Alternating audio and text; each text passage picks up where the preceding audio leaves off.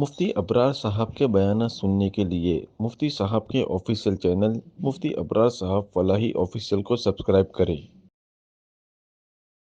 اعوذ باللہ من الشیطان الرجیم بسم اللہ الرحمن الرحیم ذلك مما اوحى إليك ربك من الحكمة ولا تجعل مع الله إلها آخر فتلقى في جهنم ملوما مدحورا أفأصفاكم ربكم بالبنين واتخذ من الملائكة إناثا إنكم لتقولون قولا عظيما صدق الله العظيم۔ اور یہ ان باتوں میں سے ہے جو آپ کے رب کی طرف سے آپ پر وحی کی جاتی ہے، حکمت کی باتوں میں سے، اور آپ اللہ کے ساتھ دوسرے کسی کو معبود قرار نہ دیجیے، ورنہ جہنم میں ملامت کرتے ہوئے ذلیل و خوار ہو کر داخل کر دیے جاؤ گے۔ کیا تمہارے رب نے تمہارے لیے بیٹے تجویز کیے ہیں اور اپنی ذات کے لیے فرشتوں کو بیٹیاں بنایا ہے؟ بے شک یہ بہت بڑی بھاری بات ہے جو تم اپنی زبان سے نکال رہے ہو۔ یہ سورہ بنی اسرائیل کی 39 اور 40 نمبر کی آیت کریمہ ہے۔ اللہ تبارک و تعالی نے توحید کے اوپر اپنے کلام پاک میں بہت زور دیا ہے، اس لیے کہ انسان کی زندگی کا سب سے اہم سرمایہ توحید ہے، کہ اگر آدمی ایمان کے ساتھ دنیا کے اندر زندگی بسر کرتا ہے اور ایمان والی زندگی لے کر دنیا سے جاتا ہے تو وہ کامیاب ہے، اور اگر دنیا کی زندگی ایمان کے ساتھ نہیں گزری یا اللہ تبارک و تعالیٰ کی توحید کے اندر تھوڑا بہت بھی شرک داخل ہو گیا، تھوڑی بہت بھی ملاوٹ ہو گئی، تو اللہ تبارک و تعالیٰ قیامت کے دن اعلان کرے گا کہ ان اللہ لا یغفر ان یشرک بہ ویغفر ما دون ذلک لمن یشاء، کہ بے شک اللہ تبارک و تعالیٰ شرک کے علاوہ تمام گناہوں کو معاف کر دیں گے لیکن شرک کو معاف نہیں کریں گے۔ یہاں پر اللہ تبارک و تعالیٰ نے ان دونوں آیتوں کو توحید کے ساتھ خاص کیا ہے، لہذا فرمایا ذالک مما اوحی الیک ربک من الحکمہ، یہ وہ حکمت کی باتوں میں سے ہے جو آپ کے رب کی طرف سے آپ پر وحی کی جا رہی ہے۔ جیسا کہ ہم نے اس سے پہلے تفصیل سے سنا کہ پچھلے 2 رکوع سے اللہ تبارک و تعالیٰ نے شریعت کے ان 15 اصولوں کو ذکر کیا کہ اگر کوئی آدمی ان 15 اصولوں پر اپنے آپ کو کھڑا کر دے، ان 15 اصولوں کو اپنی زندگی میں جگہ دے دے تو وہ اسلامی مسلک میں، اسلامی کلچر میں اپنے آپ کو ڈھالنے والا ہو جائے گا۔ اس وجہ سے اللہ تبارک و تعالیٰ نے آخر میں ان سب چیزوں کو ذکر کیا، لہذا اسی آیت کریمہ کے تحت صاحب تفسیر مظہری نے حضرت عبداللہ ابن عباس رضی اللہ عنہما کا قول نقل کیا ہے کہ یہ 15 آیتوں سے مراد جو دوسرا رکوع ہمارا شروع ہوا تھا، جہاں سے 15 اصول ذکر کیے گئے تھے، جس کو کل گزشتہ ہم نے تفصیل سے پھر سے سنے، ان 15 آیتوں کے باب میں حضرت عبداللہ ابن عباس رضی اللہ عنہما فرماتے ہیں کہ اللہ تبارک و تعالیٰ نے سورہ بنی اسرائیل کی 15 آیتوں کے اندر پوری تورات کا خلاصہ اتارا، کہ جو باتیں پوری تورات کے اندر جو اللہ تبارک و تعالیٰ کی طرف سے اتاری جانے والی آسمانی کتاب ہے، جو اللہ رب العزت نے حضرت موسیٰ علیہ السلام پر اتاری، اس پوری تورات کا خلاصہ بنی اسرائیل کی یہ 15 آیتیں ہیں۔ ان 15 آیتوں کے اندر جو اپنے جو ہے وہ 23 نمبر کی آیت سے لے کر 38 39 نمبر تک کہا کہ یہ آیتیں بنتی ہے، ان 15 آیتوں کے باب میں یوں کہا گیا ہے کہ یہ پوری تورات کا خلاصہ ہے۔ اور جیسا کہ ذکر کیا گیا صاحب معالم العرفان کے حوالے سے کہ وہ فرماتے ہیں کہ اگر کوئی مسلمان ان 15 اصولوں پر اپنے آپ کو کھڑا کر دے اور ان 15 اصولوں کو اپنی زندگی کے اندر جگہ دے دے تو وہ اسلامی کلچر کو اور اسلامی تہذیب کو 100% اپنے اندر داخل کر چکا ہے۔ تو اس کے اندر اللہ تبارک و تعالیٰ یہ ساری کی ساری چیزیں داخل کر دیں گے، اس لیے کہ اس میں انسان کو عبادت کی طرف بھی رغبت دلائی گئی ہے، والدین کے ساتھ حسن سلوک کی طرف بھی رغبت دلائی ہے، مسکین غریب رشتہ داروں کے ساتھ بھی حسن سلوک کی ترغیب دی ہے، اور اگر آپ کے پاس نہیں ہے، آپ کسی غریب کی مدد نہیں کر سکتے ہو، آپ کسی رشتہ دار کی مدد نہیں کر سکتے ہو، تو شریعت نے اس کا بھی راستہ رکھا ہے کہ تم ان کے ساتھ نرم گفتگو کرو، اچھے اخلاق کے ساتھ پیش آؤ، ان کو امید دلاؤ کہ جب بھی میرے پاس آئے گا میں تمہارا تعاون کروں گا، تمہاری مدد کروں گا۔ یہ ساری باتیں ذکر کرنے کے بعد آخر میں جو اللہ تبارک و تعالیٰ نے 2 اصول ذکر کیے، ایک تو یہ کہ جب تک تم کو تحقیق نہ ہو جاوے کسی کی بات کے پیچھے نہ پڑو، یہ حقوق العباد میں سے ہے، جیسا کہ ذکر کیا گیا تھا کہ حقوق اللہ تبارک و تعالیٰ کے حقوق کو کہا جاتا ہے، اور حقوق العباد یہ اللہ بندوں کے حقوق کو کہا جاتا ہے۔ جس طرح حقوق اللہ کے اندر سب سے بڑا گناہ نماز کا چھوڑنا ہے، شرک کے بعد کہا کہ سب سے بڑا گناہ نماز کا چھوڑنا ہے حقوق اللہ میں، اور حقوق العباد میں سب سے بڑا گناہ کسی مسلمان کو ناحق قتل کرنا ہے، جیسا کہ ہم نے سنا۔ تو لہذا اللہ تبارک و تعالیٰ نے ان 15 اصولوں کے اندر، ان 15 آیتوں کے اندر حقوق اللہ کو بھی ذکر کیا اور حقوق العباد کو بھی ذکر کیا، اور ہمیں ایک پیغام دیا کہ زندگی کے اندر اس طرح اگر تم رہ کر اپنے آپ کو گزار کر زندگی سے جاؤ گے تو تم کامیاب ہو جاؤ گے۔ لہذا فرمائے آخر میں ذالک مما اوحی الیک ربک من الحکمہ، یہ ان حکمت کی باتوں میں سے ہے جو آپ کے رب کی طرف سے آپ پر وحی کی گئی ہے۔ اللہ تبارک و تعالیٰ کی طرف سے اترنے والی ہر بات حکمت ہے۔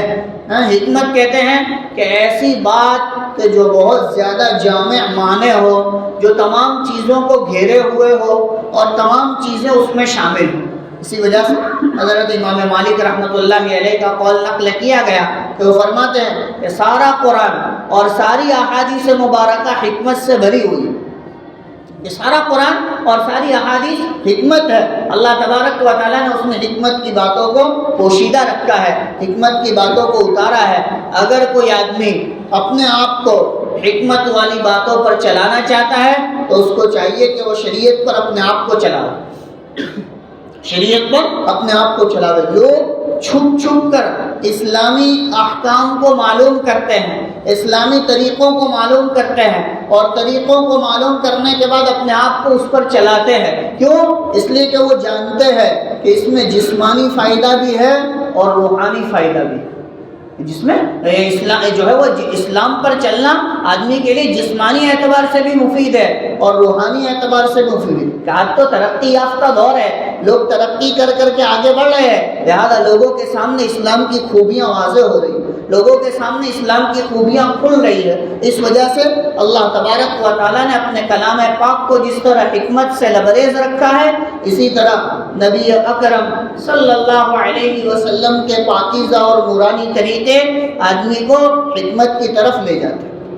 ایک معمولی سی مثال لے لی جائے، انسان جب جانور کو ذبح کرتا ہے تو ذبح کرتے وقت شریعت یہ حکم دیتی ہے کہ اس کی 4 رگوں کو کاٹا جائے، اور 4 رگوں کو کاٹنے کے بعد اس کو تھوڑی دیر تک ایسے ہی رہنے دیا جائے تاکہ اس کے بدن کا سارا خون نکل کر باہر آ جائے، اس کے بدن کا سارا خون نکل کر باہر آ جائے۔ ہم لوگ آج تک یہی سنتے تھے اور یہی سمجھتے تھے کہ بھئی جانور جو ہے وہ کیا ہے، ٹھنڈا پڑ جاوے اور جانور کے بدن کا سارا خون نکل کر باہر آ جاوے گا تو جانور جو ہے وہ سکون والا ہو جاوے گا۔ لیکن جب ان لوگوں کو پتہ چلا تو انہوں نے اس کے باب میں ریسرچ کی کہ ایسا کیوں، کہ ان کی شریعت یوں کیوں کہتی ہے کہ جانور کو جو ہے اس طرح ذبح کیا جاوے کہ اس کو تھوڑی دیر تک ایسے ہی تڑپتا رکھے تاکہ وہ ہاتھ پیر پچھاڑے اور اس کے بدن کا بہتا ہوا سارا خون نکل کر باہر آ جاوے۔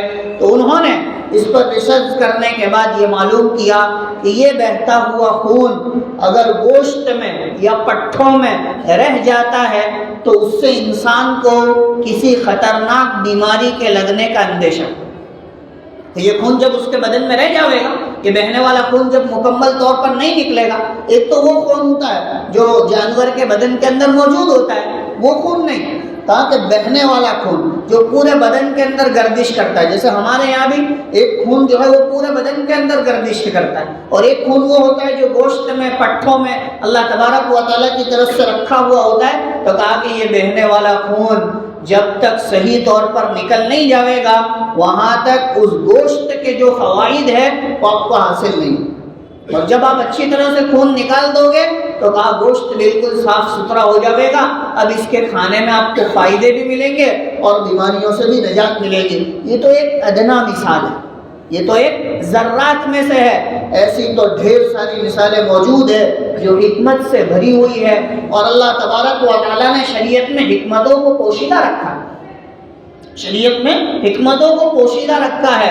ایک ایک چیز کے اندر اتنی اتنی حکمتیں رکھی ہوئی ہے کہ انسان حیران رہ جائے۔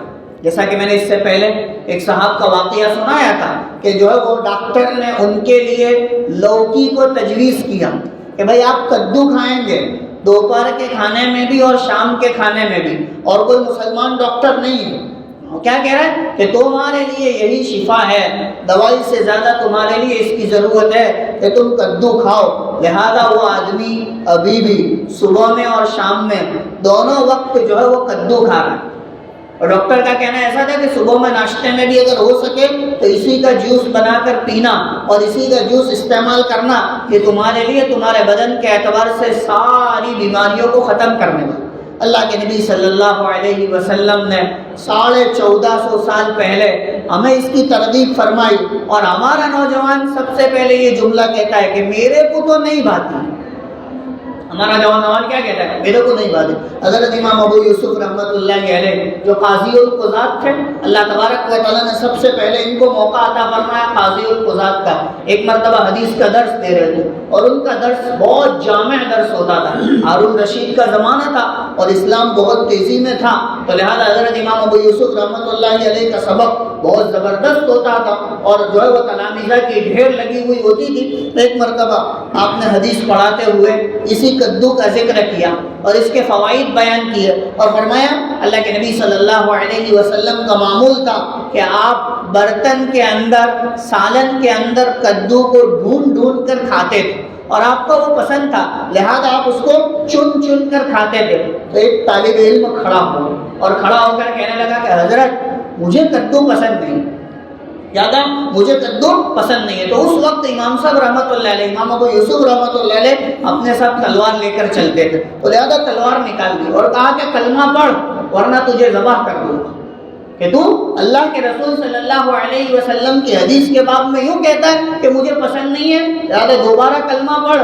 وہ ایمان سے نکل گیا، لہذا وہ ایک دم سہم گیا اور اس نے کلمہ پڑھا اور وہ بیٹھ گیا۔ تو لہذا رسول اللہ صلی اللہ علیہ وسلم کی ایک ایک سنت آدمی کے لیے بہت زیادہ نافع ہے، بہت زیادہ مفید ہے، بہت زیادہ بہتر ہے، لہذا ہم جسمانی اعتبار سے بھی اس میں فائدے ہیں اور روحانی اعتبار سے بھی فائدے ہیں، حکمتوں سے بھرے ہوئے ہیں۔ اللہ کے رسول صلی اللہ علیہ وسلم کی بات ہے، حضور علیہ السلام کے بعد میں آپ نے سنا کہ آپ رات میں اپنے سر میں تیل لگاتے تھے۔ کتنا تیل لگاتے تھے؟ تاکہ اتنا تیل لگاتے تھے کہ آپ کو یہاں کپڑا رکھنا پڑتا تھا کہ تیل جو ہے وہ اتر کر نیچے کی طرف آتا تھا، لہذا اکابر نے اس کو اختیار کیا، اور لوگ جو ہے وہ بزرگان دین اس کو استعمال کرتے ہیں تاکہ انسان کا مغز اور دماغ خشک ہونے سے محفوظ رہے اور ڈھیر ساری بیماریوں سے اللہ تبارک و تعالیٰ اس کو نجات عطا فرمائے۔ لہذا ذالک مما اوحی الیک ربک من الحکمہ، یہ تمام کی تمام باتیں جو آپ کے رب کی طرف سے آپ پر وحی کی گئی، یہ ساری حکمت کی باتوں ہیں۔ یہ حکمت سے بھری ہوئی ہے. چاہے مسجد کے اندر داہنا پیر لے کر داخل ہونا ہو یا مسجد سے بائیں پیر سے نکلنا ہو، استنجا خانے کے اندر بایاں پیر لے کر داخل ہونا ہو اور دایاں پیر لے کر نکلنا ہو، یہ سب حکمت سے بھری ہوئی ہے. یہاں تک کہ عیدین کے اندر جب ہم عید کی نماز پڑھنے کے لیے جاتے ہیں نا تو ایک مستحب عمل بتلایا گیا ہے. کیا مستحب عمل ہے؟ ایک راستے سے جاوے اور دوسرے راستے سے واپس آوے. ابن حجر عسقلانی رحمۃ اللہ علیہ نے اس کی 20 حکمتیں نقل کی ہے کہ اللہ تبارک و تعالیٰ نے نبی اکرم صلی اللہ علیہ وسلم کے واسطے سے ایک یہ چھوٹا سا عمل ہمیں دیا ہے، کہا کہ یہ بھی اتنا بڑا عمل ہے کہ اس کے اندر اللہ نے 20 حکمتیں وابستہ رکھی ہے اور اللہ تبارک و تعالیٰ اس کے ذریعے سے انسان کو فائدہ پہنچانا چاہتا. لہذا اللہ کا کلام، اللہ کی شریعت، نبی اکرم صلی اللہ علیہ وسلم کی باتیں، یہ سب حکمت سے بھری ہوئی ہیں. ایمان والوں کو کہیں جانے کی ضرورت نہیں ہے. لہذا فرمایا وَلَا تَجْعَلْ مَعَ اللَّهِ إِلَٰهًا آخَرَ. اخیر میں وہی بات جہاں سے بات شروع کی تھی، جہاں سے 15 اصول اللہ تبارک و تعالیٰ نے ذکر کیے تھے کہ وَقَضَىٰ رَبُّكَ أَلَّا تَعْبُدُوا إِلَّا إِيَّاهُ. تیرے پروردگار نے اس بات کا فیصلہ کیا ہے کہ تو اس کے علاوہ کسی اور کی عبادت نہ کر. جہاں سے بات شروع کی تھی 15 اصولوں کو ذکر کرنے کے بعد، ان 15 آیاتوں کو ذکر کرنے کے بعد دوبارہ اللہ تبارک و تعالیٰ یاد دہانی کے طور پر مجھے آپ کو کہہ رہا ہے وَلَا تَجْعَلْ مَعَ اللَّهِ إِلَٰهًا آخَرَ. ویسے تو براہ راست اللہ کے نبی صلی اللہ علیہ وسلم کو خطاب ہے، لیکن آپ کے واسطے سے پوری امت کو جو ہے وہ پیغام دیا جا رہا ہے کہ محمد صلی اللہ علیہ وسلم اللہ کے ساتھ دوسرا معبود قرار نہ دو. فَتُلْقَىٰ فِي جَهَنَّمَ مَلُومًا مَدْحُورًا. ورنہ تم جہنم میں ملامت کرتے ہوئے ذلیل اور خوار ہو کر داخل کر دیے جاؤ گے. اس لیے کہ ایمان اور ایمان کا عقیدہ یہ سب سے بنیادی چیز ہے. آج امت کے اندر یہی چیز جو ہے وہ کمزور ہو رہی ہے. میں اور آپ عقیدے کے اعتبار سے دھندلے ہو چکے ہیں. چاہے ہم جو ہے وہ نعرے جیسے بھی لگاتے ہو، اقرار جیسا بھی کرتے ہو، لیکن ہماری نجی زندگی، ہماری زندگی کے معاملات، ہمارے رات دن کہا کہ عقیدے کے معاملے سے دھندلے ہو چکے ہیں، کہ ہمارے عقیدے کمزور ہو چکے ہیں. کہ جب عقیدے مضبوط ہوتے ہیں اللہ تبارک و تعالیٰ اعمال کے اندر جان پیدا کرتا ہے، اور جب عقیدے کمزور ہوتے ہیں تو اللہ تبارک و تعالیٰ اعمال کے اندر سے جان نکال لیتا ہے. اور شیطان کا معاملہ یہ ہوتا ہے کہ شیطان انسان کے اعمال کے ذریعے سے اس کے عقیدے کو کمزور کرتا ہے. کہ پہلے اعمال میں آپ کی سستی آ گئی، اعمال کے اندر آپ کے اندر سستی پیدا کرے گا اور وہ کہے گا کیا ہوا، اس میں سنت تو چھوٹ گئی، ایک مستحب تھا وہ آج چھوٹ گیا. کہا کہ نہیں، یہ آہستہ آہستہ انسان کے عقیدے کو کمزور کر دے گا. اور شیطان کا یہ راستہ ہوتا ہے کہ وہ اعمال کے اعتبار سے عقیدے کو کمزور کر دیتا ہے، اور عقیدہ جب انسان کا مضبوط ہوتا ہے تو اس کے اعمال بھی مضبوط ہوتے ہیں. لہذا فرمایا وَلَا تَجْعَلْ مَعَ اللَّهِ إِلَٰهًا آخَرَ. اور تو اللہ کے ساتھ دوسرا کوئی معبود قرار نہ دے. فَتُلْقَىٰ فِي جَهَنَّمَ مَلُومًا مَدْحُورًا. ورنہ تو جہنم کے اندر ملامت کرتا ہوا ذلیل و خوار ہو کر داخل کر دیا جائے گا. یہ رکوع کی آخری آیت ہے جہاں پر اللہ تبارک و تعالیٰ رکوع کو ختم کرتے ہیں. فرمایا أَفَأَصْفَاكُمْ رَبُّكُمْ بِالْبَنِينَ وَاتَّخَذَ مِنَ الْمَلَائِكَةِ إِنَاثًا. کیا تمہارے رب نے تمہارے لیے تو بیٹے تجویز کیے ہیں اور اپنی ذات کے لیے فرشتوں کو بیٹیاں بنایا ہے. عربوں کا یہ دستور تھا کہ عرب میں شرک جو ہے وہ کھوٹ کھوٹ کر پڑا ہوا، اور اسی شرک کی وجہ سے وہ لوگ گمراہ ہوئے. کہ جیسا کہ اس ملک کے اندر بھی ایک ہے کفر اور ایک ہے شرک. کفر تھوڑا ہے، شرک زیادہ ہے. کہا کہ شرک کرنے والے آپ کو زیادہ ملیں گے. ایک اللہ کو یا ایک مالک کو ماننے والے تو ملیں گے، لیکن اس کے ساتھ شرک کریں گے. بتوں کے سامنے سجدہ کرنا، بتوں سے منت کو ماننا، غیر اللہ کے سامنے سجدہ کرنا، غیر اللہ سے اپنی حاجت کو ماننا، یہ سب شرک ہے اور اللہ تبارک و تعالیٰ اس کو پسند نہیں کرتے. تو لہذا عربوں کے اندر بھی ایک شرک یہ تھا کہ وہ لوگ یوں کہتے تھے کہ اللہ تبارک و تعالیٰ کی بیٹیاں فرشتے ہیں، کہ فرشتوں کو اللہ تبارک و تعالیٰ کی بیٹیاں قرار دیتے. حالانکہ اللہ تبارک و تعالیٰ ولد اور اولاد سے پاک ہے، کہ اللہ کی کوئی اولاد نہیں. اللہ تبارک و تعالیٰ اولاد سے پاک ہے، بیوی سے پاک ہے، وہ بے نیاز ہے، نہ اس کو کسی نے جنا ہے نہ اس نے کسی کو جنا ہے. اللہ رب العزت کی ذات ان تمام چیزوں سے پاک ہے. اسی لیے سورہ مریم میں اللہ تبارک و تعالیٰ یہ فرماتے ہیں کہ تم نے اللہ تبارک و تعالیٰ کے لیے ولدیت ثابت کر دی، یعنی اللہ کو اللہ کے لیے بیٹے بنا لیے، اللہ کے لیے بیٹیاں بنا دیا. یہ تو ایسی خطرناک بات ہے کہ آسمان اور زمین اس کے لیے پھٹ جائے. تکاد السماوات یتفطرن منہ وتنشق الارض وتخر الجبال هدا ان دعوا للرحمن ولدا. کہ تم اللہ کے لیے اولاد کو ثابت کرتے ہو اور اللہ تبارک و تعالیٰ کے لیے ولدیت کو ثابت کرتے ہو. کہا کہ یہ تو خطرناک چیز ہے کہ جس طرح یہ ناپسندیدہ ہے اسی طرح غیر اللہ سے اولاد کا مانگنا بھی ناپسندیدہ. شریعت اس کو بھی منع کرتی ہے کہ آدمی کسی غیر سے اپنی اولاد کا مطالبہ نہیں کرے گا کہ چلو اولاد نہیں ہوتی ہے تو فلاں جگہ چلے جاوے فلاں جگہ چلے جاوے. تاکہ یہ سب شرک ہے. اللہ کے نبی صلی اللہ علیہ وسلم جیسی مقدس ہستی جو دنیا کی سب سے اونچی ہستی ہے اور حضرت اماں عائشہ صدیقہ رضی اللہ عنہا جیسی مقدس ہستی جو دنیا کی سب سے اونچی ہستی ہے, اللہ تبارک و تعالیٰ نے ان دونوں کو بھی اولاد سے محروم رکھا. کہ حضرت نبی پاک صلی اللہ علیہ وسلم کی دوسری بیویوں سے بیٹے ہوئے اولاد ہوئے لیکن حضرت عائشہ رضی اللہ عنہا کی کوکھ سے کوئی اولاد نہیں. تو اللہ تبارک و تعالیٰ یہ بتلانا چاہتے ہیں کہ دیکھو یہ دینا ہمارے ہاتھ میں ہے. اس کے لیے غیروں کے طریقوں کو اختیار نہیں کیا جاوے گا, اس کے لیے غیر اللہ کی طرف رجوع نہیں کیا جائے گا. لہذا فرمایا افاصفاکم ربکم بالبنین, کیا تمہارے پروردگار نے تمہارے لیے بیٹے تجویز کیے ہیں. واتخذ من الملائکۃ اناثا, اور اپنی ذات کے لیے فرشتوں کو بیٹیاں بنایا ہے. انکم لتقولون قولا عظیما, بے شک تم لوگ بڑی بھاری بات کہتے ہو. کہ یہ اتنی خطرناک بات ہے کہ اللہ کے باب میں تم کو ڈرنا چاہیے یہ کہتے ہوئے. لہذا یہاں پر اللہ تبارک و تعالیٰ نے شرک کی تردید کی کہ اللہ کی ذات اولاد سے پاک ہے, نہ اس کو کسی نے جنا ہے نہ اس سے کوئی جنا گیا ہے. ساری کی ساری مخلوق اللہ کی ہے لیکن اللہ بادشاہ ہے, وہ جیسا چاہے ایسا کر سکتا ہے. اللہ تبارک و تعالیٰ اولاد کا محتاج نہیں ہے اور اللہ رب العزت بیوی کا بھی محتاج نہیں ہے. ساری کی ساری محتاجگی سے اللہ کی ذات پاک ہے. یہی اللہ تبارک و تعالیٰ کا پیغام ہے کہ ہم اپنے دلوں کے اندر اس چیز کو داخل کریں کہ اللہ کی ذات بے نیاز ہے. ہماری ساری ضرورتیں اللہ کے خزانے سے پوری ہوتی ہے اور اللہ ہی اپنے فضل سے پورا فرماتا ہے. اللہ تبارک و تعالیٰ سے دعا ہے اللہ ان آیتوں کو صحیح معنی میں سمجھنے کی توفیق عطا فرمائے اور جو پیغام اللہ تبارک و تعالیٰ ان آیتوں کے ذریعے سے ہمیں دے رہے ہیں اللہ ہم سب کو اس پر عمل کرنے کی توفیق عطا فرمائے. جیسا کہ ذکر کیا گیا عبداللہ ابن عباس رضی اللہ عنہما کی روایت کہ یہ 15 آیتیں پوری تورات کا خلاصہ ہے. یعنی اللہ رب العزت نے جو جو باتیں پوری تورات کے اندر اتاری ہے ان 15 آیتوں کے اندر, ان 15 اصولوں کے اندر اللہ تبارک و تعالیٰ نے ذکر کی. اللہ تبارک و تعالیٰ دل کی گہرائیوں سے ہم دعا کرتے ہیں کہ اللہ ہمیں ان 15 اصولوں پر چلنے کی توفیق عطا فرمائے اور ہماری اولادوں کو ہماری نسلوں کو اللہ ان 15 اصولوں پر چلنے والا بناوے. وآخر دعوانا ان الحمد للہ رب العالمین.